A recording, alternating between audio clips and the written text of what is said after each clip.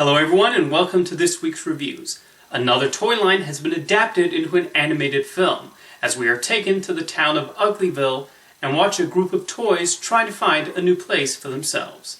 This is UglyDolls. This is one of those animated films that seems simple on the surface, but it's actually needlessly complicated. You know how Toy Story is about how toys come to life?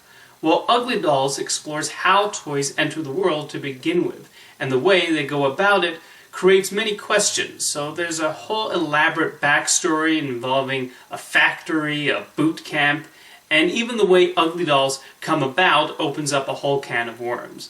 That's one aspect I found unusual, but otherwise the story and characters are unfortunately on the thin side.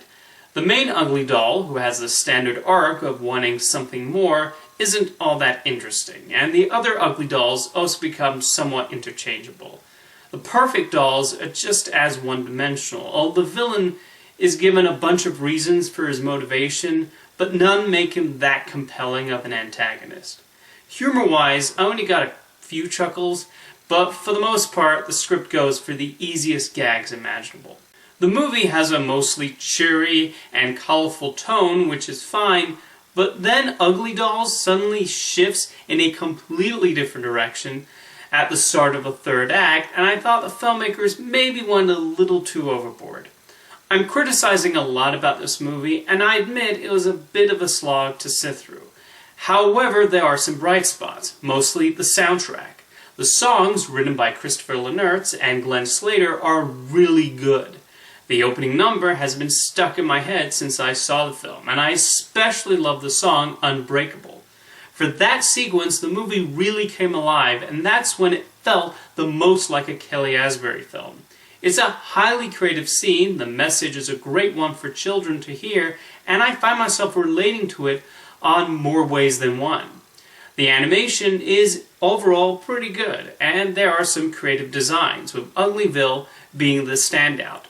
Otherwise, Ugly Dolls exists to throw colorful images at children, and it's disappointingly lacking in substance and memorability. Except for the songs. The songs are great. Next up, Seth Rogen becomes Charlize Theron's speechwriter in Long Shot.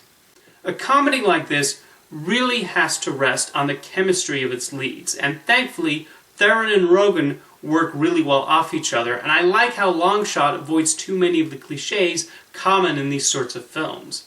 Rogen is playing his usual schlub, but he's also an intelligent character who manages to get by on his wit.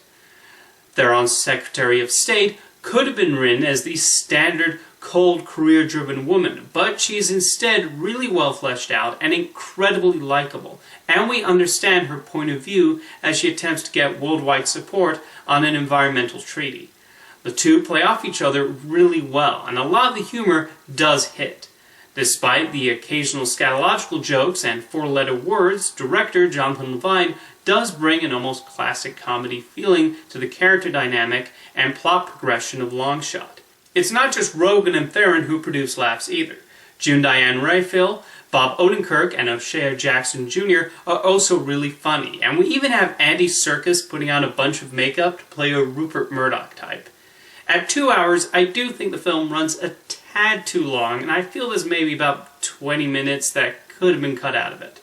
Otherwise, I found myself laughing quite consistently throughout Long Shot, and I enjoyed spending time with these two characters. Thanks for watching this week's reviews, and I'll see you next time.